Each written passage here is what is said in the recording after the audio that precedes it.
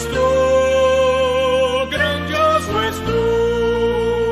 Quando percebo que na cruz maldita, por teu amor, Jesus morreu por mim e me livrou do jugo do pecado, ali vertendo sangue carmesim.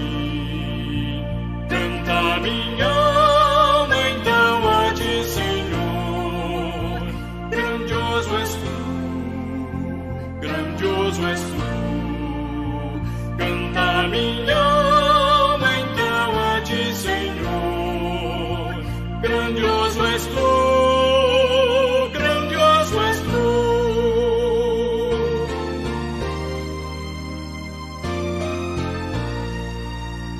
Quando afinal em resplendor e glória Jesus abrir as portas da mansão, eu hei de estar de joelhos entre os santos, na mais humilde e fé adoração, e então cantar eternamente ali: grandioso és tu, grandioso és tu.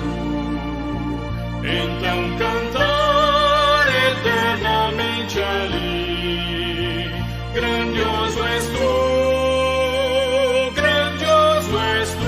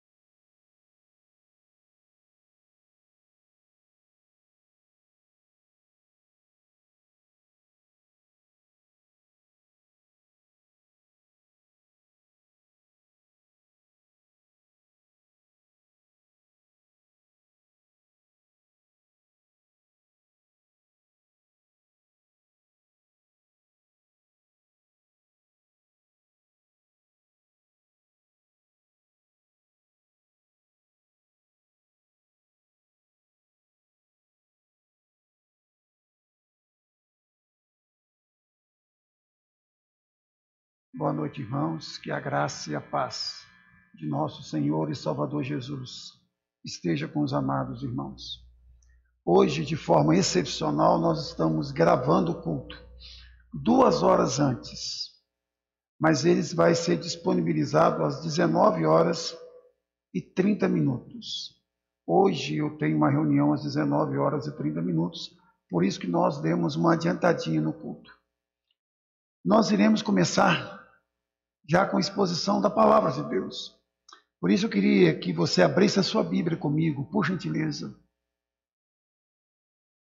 No 5º livro da Bíblia, Deuteronômio, capítulo 32, verso 4. 32, 4.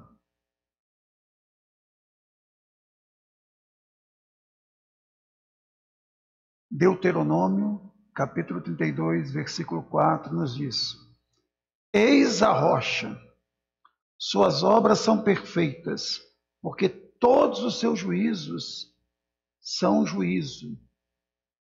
Deus é fidelidade e não há nele injustiça, é justo e reto. Mais uma vez, eis a rocha, suas obras são perfeitas, porque todos os seus caminhos são juízo. Deus é fidelidade e não há nele injustiça. Ele é justo e reto. Amém. Ó Pai, nós queremos e precisamos ser ministrados pelo Teu Espírito. Que o Senhor fale conosco, Pai. Que Tu abras a nossa mente e nos dê compreensão da Tua palavra. Em nome de Jesus. Amém. Irmãos, nós temos falado sobre os atributos de Deus. Nós já falamos sobre o nosso Deus é santo. O nosso Deus é onisciente. O nosso Deus é onipresente. O nosso Deus, ele é soberano. E hoje nós iremos tratar sobre o nosso Deus, ele é imutável. Irmãos, quando nós falamos que Deus é imutável, nós estamos falando que a natureza, os atributos de Deus e a vontade de Deus, elas são isentas de toda e qualquer mudança. Por isso que Deuteronômio 32:4 compara Deus a uma rocha, ou seja, ele é inamovível. Inamovível. Deus é imutável, primeiro, em sua essência. Segundo, Deus é imutável na sua natureza. Terceiro, Deus é imutável no seu ser. Irmãos, se nós pararmos para pensar, nós iremos perceber que jamais houve tempo quando Deus não era. Jamais virá tempo quando ele deixará de ser. Deus não evoluiu, nem cresceu, nem melhorou. Tudo que ele é hoje, ele sempre foi e ele sempre será. Não há variação em Deus. Aquilo que Deus era, é e será, está no mesmo nível, no mesmo patamar. Por isso que somente ele pôde dizer: eu sou o que sou. Foi a forma como Deus se dirigiu a Moisés: eu sou o que sou. Irmãos, Deus é imutável em seus atributos. Seu poder é imbatível. Sua sabedoria não sofre diminuição. E sua santidade é imaculada. Por isso, irmãos, nós podemos crer que Deus era, é e sempre será santo. Nós podemos ter certeza que Deus era onisciente, é onisciente e sempre será onisciente. Deus era onipresente, Deus é onipresente e Deus será para sempre onipresente. Porque, irmãos, Deus não muda. Não há Deus nem progresso e nem regresso, nem contração e nem ampliação. Porque toda mudança, ou ela é para melhor, ou ela é para pior. Mas como Deus não pode melhorar e nem piorar, Deus permanece imutável para sempre. Louvado seja o nome do Senhor. Deus, ele é perfeito. Charnock, um pastor puritano, defende a imutabilidade de Deus recorrendo à eternidade. Ele diz assim: pois aquilo que perdura não muda, e o que muda não perdura. E eu concordo com ele. Vou repetir novamente a frase do pastor puritano Charnock. Pois aquilo que perdura não muda, e o que muda não perdura. Assim sendo, irmãos, vamos começar então a estudar pontualmente esse atributo de Deus, o atributo da imutabilidade de Deus. Irmãos, primeiro, a imutabilidade de Deus na prática. Isso que nós temos que parar e pensar. A imutabilidade na prática. E eu quero tomar como exemplo aqui, irmãos, o chamado de Abraão. Você vai perceber que Deus chamou Abraão e Deus, hora nenhuma, ele muda os propósitos que ele tinha na vida do seu servo Abraão. No capítulo 11, por exemplo, de Gênesis, verso 8, diz assim: pela fé, Abraão, quando chamado, obedeceu a fim de ir para um lugar que deveria receber por herança, e partiu sem saber aonde ia. E a palavra saber aí significa fixar atenção em. Ou seja, Abraão não sabia geograficamente para onde ele iria, mas ele sabia que o Senhor é quem iria conduzi-lo. Ele fixava o seu coração, a sua mente, a sua esperança no Senhor. Irmãos, a peregrinação de fé o levou a abandonar sua terra natal, seu lar, sua propriedade. Ele rompeu laços familiares, ele deixou para trás entes queridos, ele abandonou a sua segurança presente em troca, irmãos, da incerteza futura. Sabe por quê? Porque ele sabia que Deus, aquele que o chamou, aquele que falou ao seu coração, iria cumprir todas as suas promessas na sua vida. Deixa eu dar outro exemplo de Abraão. Quando Deus pede a Abraão, seu filho Isaque, o filho da promessa, em sacrifício, Abraão apoiou, ou se apoiou, na imutabilidade de Deus. Esse texto nós encontramos lá em Hebreus, capítulo 11, 17 a 19, que diz assim: pela fé, Abraão, quando posto à prova, ofereceu Isaque. Estava mesmo para sacrificar o seu unigênito, aquele que acolheu alegremente as promessas. Que promessas? Promessas de Deus, a quem se tinha dito: em Isaque será chamado a tua descendência, porque considerou que era poderoso até para ressuscitá-lo dentre os mortos, de onde também figuradamente o recobrou.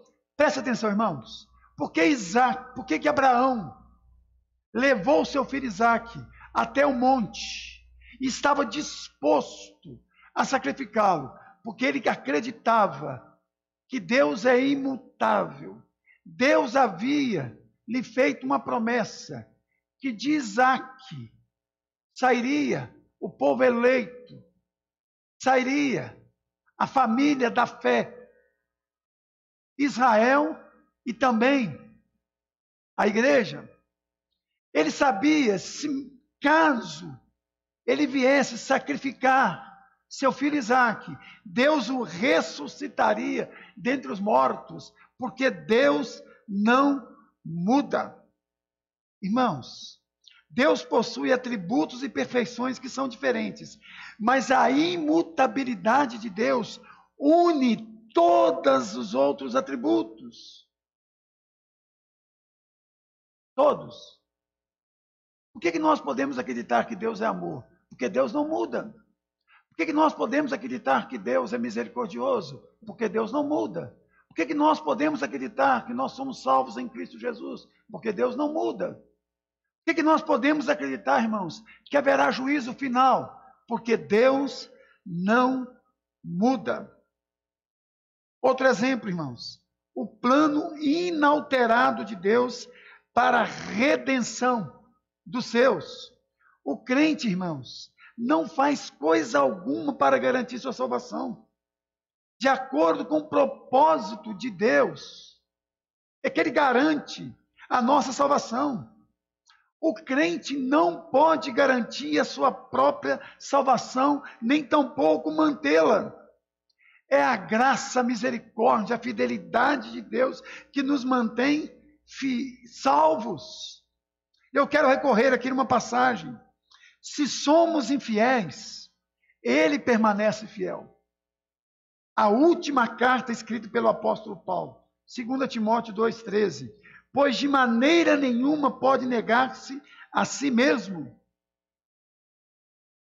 Irmãos, Paulo fez questão de lembrar o jovem pastor Timóteo que Deus permanece fiel, ainda que houver infidelidade da sua parte e da minha parte.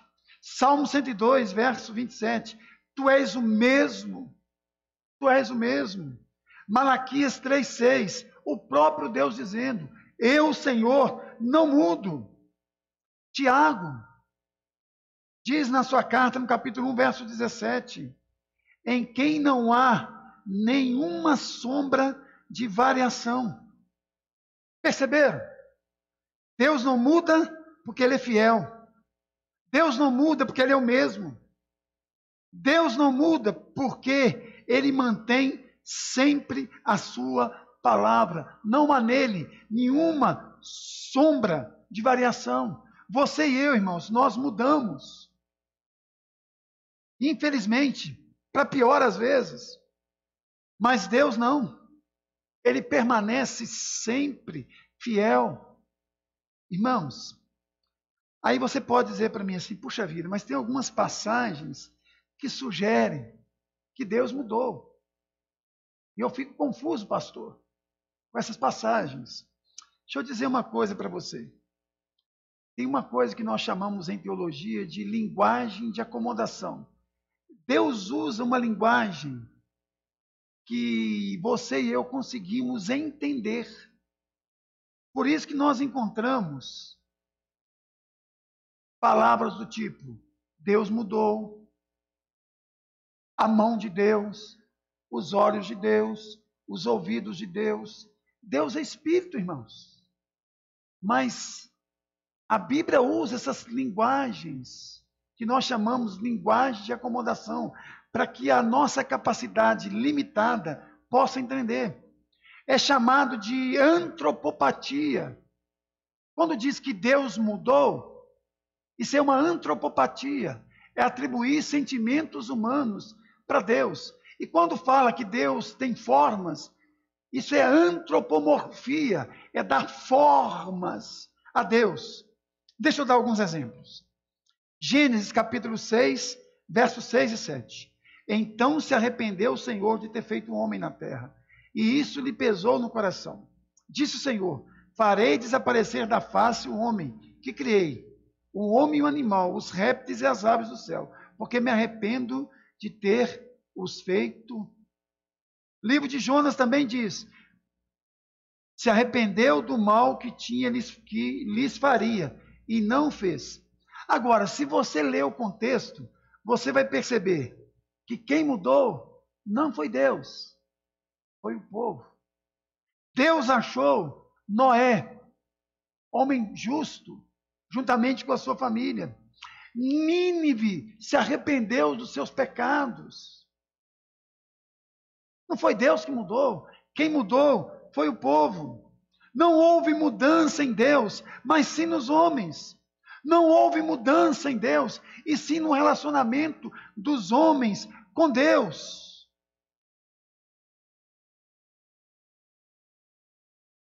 Você deve fazer uma pergunta todas as vezes que você encontrar essa expressão.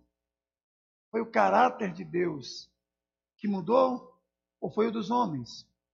Outro exemplo. Moisés na oração para evitar a destruição do seu povo. Quando Ezequias orou pedindo a Deus, e Deus lhe concedeu mais 15 anos, fazia parte da soberania de Deus, do plano de Deus, do projeto de Deus. Deixa eu dizer uma coisa para você. Eu creio tanto na soberania de Deus, que eu creio que determinadas coisas Deus vai nos dar, só se nós pedirmos. Ele já predeterminou pela sua soberania que se você e eu não pedirmos, Ele não vai dar. Por isso que nós encontramos de Gênesis a Apocalipse Deus nos incentivando a orar. Por isso que nós encontramos Jesus dizendo: pedi e dá-se-vos-á, buscai e acharei, batei e abri-se-vos-á, pois todo que pede recebe, o que busca encontra, e a quem bate lhe será aberto. Por isso que Jesus conta a parábola daquela viúva que importunava o juiz, até que o juiz julgou a sua causa. É nos incentivando a orar, irmãos. É porque Deus predeterminou pela sua soberania que Ele só vai dar se você e eu pedirmos. Irmãos, você e eu não podemos culpar o sol porque derreteu a cera ou porque endureceu o barro. O problema não está no sol, e sim na essência dessas duas matérias. Você percebe na Bíblia homens que endureceram o coração e homens que derreteram o coração diante do nosso Deus. Irmãos, você e eu temos que ter em mente que nós não podemos confiar na natureza nem na ciência de forma total. Irmãos, conforme A.W. Pink, não se pode confiar na natureza humana, nem na natureza, mas sim em Deus. Aí, irmãos, eu quero ler um texto de Apocalipse. As estrelas do céu caíram pela terra, como uma figueira, quando abalada por vento forte. Deixa cair os seus figos verdes, e o céu recolheu-se, como um pergaminho quando se enrola. Então todos os montes e ilhas foram movidos do seu lugar. A natureza muda, as estações mudam, mas Deus permanece para sempre. Talvez a passagem mais eloquente se encontre em Mateus capítulo 24, 35. Passará o céu e a terra, porém as minhas palavras não passarão. Outra coisa, irmãos, a ciência é uma bênção. Nós estamos vivendo mais, vivendo melhor, produzindo mais. Deus tem abençoado os cientistas, mas nós não podemos confiar de forma total e absoluta na ciência.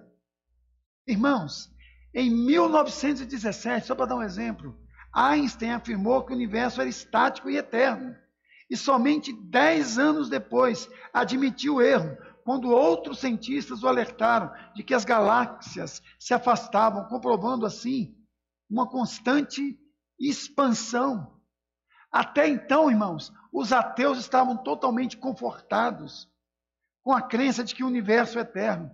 Agora já se sabe que o universo, ele não é eterno, que ele está perdendo energia, que ele está enfraquecendo.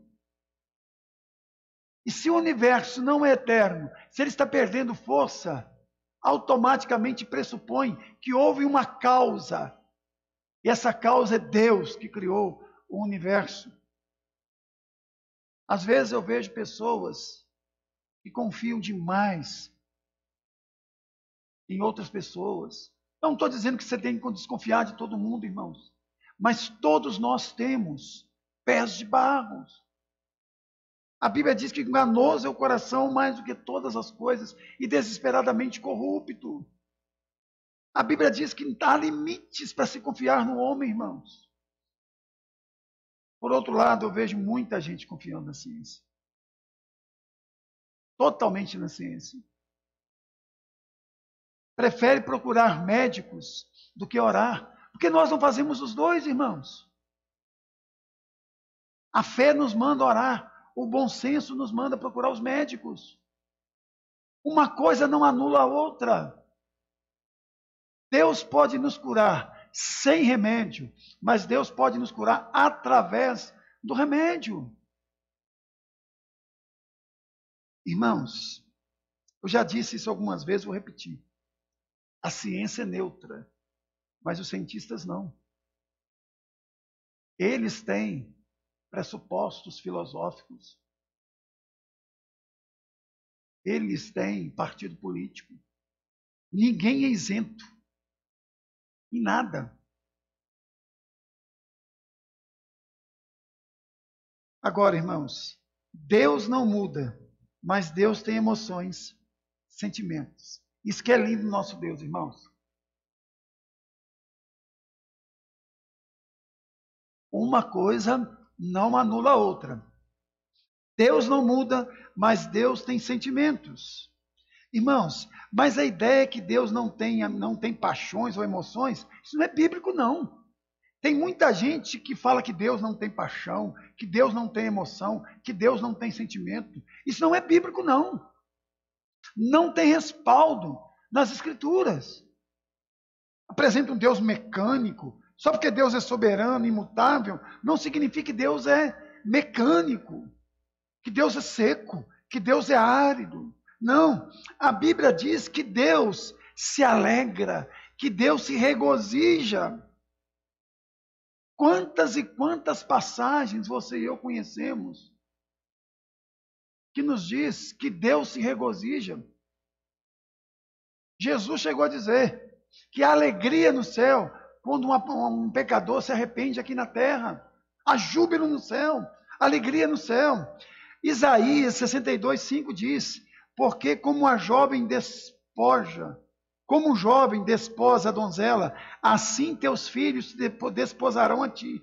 Como o noivo se alegra da noiva, assim de ti se alegrará Deus. Deus também se entristece, irmãos. A Bíblia nos diz isso. Tanto no Antigo como no Novo Testamento. Quantas vezes se rebelaram contra mim no deserto e na solidão me provocaram. Paulo escrevendo aos Efésios: não entristeçais o Espírito de Deus, no qual fostes selados para o dia da redenção. Eu não estou falando que você perde a salvação. Estou dizendo que você pode entristecer o Espírito. Você pode apagar o Espírito Santo em você. É algo trágico. Uma coisa é perder a salvação, outra coisa é perder a alegria da salvação. Deus também se ira, irmãos. Muita gente evita falar sobre a ira de Deus, mas a Bíblia manifesta em várias passagens essa ira santa, justa do nosso Deus. Êxodo 32:10. Agora, pois, deixa-me, para que se acenda contra eles o meu furor, e eu os consuma, e de ti farei uma grande nação. O mesmo Jesus, irmãos, que é amor, que é graça, que é compaixão, diz lá em Apocalipse que ele virá com uma espada na boca. Espada ali, sinal de juízo. Juízo. Jesus fez um chicote e expulsou os que vendiam e os que compravam em quinquilharias religiosas no templo. Mas diz também que Deus tem compaixão, irmãos. Deus tem misericórdia. Significa que Deus lança o seu coração na nossa miséria. Como um pai se compadece dos seus filhos, assim o Senhor se compadece dos que o temem. Salmo 103, verso 13. Deus também, irmãos, Ele ama com amor eterno. Com amor eterno. Me encanta profundamente aquela passagem de João 13:1, que diz que Deus amou os seus, Jesus amou os seus, e os amou até o fim. Os amou até o fim. Quando fala de Israel, diz que mais a misericórdia do Senhor é de eternidade a eternidade sobre os que o temem. Se você, irmãos, estudar o Deus que se manifestou de forma plena na pessoa do seu Filho Jesus Cristo, você vai ver que ele é totalmente diferente dos deuses da mitologia grega e romana, que eram fracos, que tinham desvios morais, que tinham rivalidades banais, que o humor variava de acordo com a circunstância. totalmente diferente do Deus que nós cremos. Assim sendo, irmãos, que nós podemos extrair na prática para a nossa vida. Primeiro, irmãos, descansar. O autor do Apocalipse, da carta aos Hebreus, diz assim: Jesus Cristo é o mesmo ontem, hoje e será para sempre. Qual que é o intuito? É que você e eu descansemos nele. Vinde a mim todos que estáis cansados e sobrecarregados. A promessa é a mesma. Nenhuma condenação há para aqueles que estão em Cristo Jesus. A promessa é a mesma. Passará os céus e a terra, mas a minha palavra jamais passará. Essa promessa, irmãos, para que você e eu nos apeguemos a ela. Irmãos, não é para que nós fiquemos fazendo análises teológicas frias para discutirmos, não. É para nós descansarmos mesmo. Mas também, irmãos, é muito saudável nós sabermos que a imutabilidade de Deus não anula seus sentimentos por mim e por você. Deus nos ama. Mas Deus também se entristece quando nós pecamos, quando nós agimos na contramão da sua vontade. Se entristece Deus, deveria também nos entristecer, irmãos. Mas também, irmãos, saber que Deus é imutável nos leva à evangelização. Porque Deus predeterminou que a salvação ela vem pelo ouvir, e ouvir a palavra de Deus. Outra verdade, irmãos, o fato de Deus ser soberano, imutável, não anula a nossa responsabilidade como igreja de anunciar o Evangelho a tempo e a fora de tempo. De anunciarmos, ó Pai, anunciarmos o Pai, que por meio do Filho apaga o passado, transforma o presente e projeta um futuro glorioso para mim e para você. Que Deus abençoe, irmãos. Vamos orar neste momento. Curve a sua cabeça, feche os seus olhos.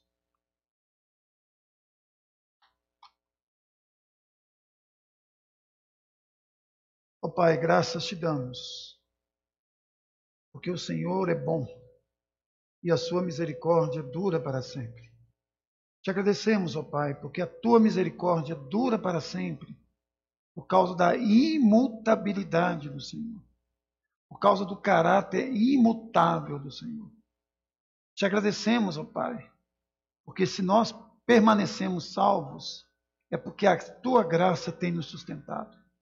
Te agradecemos, ó Pai, porque a tua imutabilidade não anula também sentimentos que o Senhor nutre por nós. Sentimentos de amor, de graça, de misericórdia e de bondade, ó Pai. Louvado seja o teu nome, em nome de Jesus. Amém. Que o Senhor te abençoe e te guarde. Que o Senhor faça resplandecer o rosto sobre ti e tenha misericórdia de ti. Que o Senhor sobre ti levante o rosto e te dê a paz. Amém.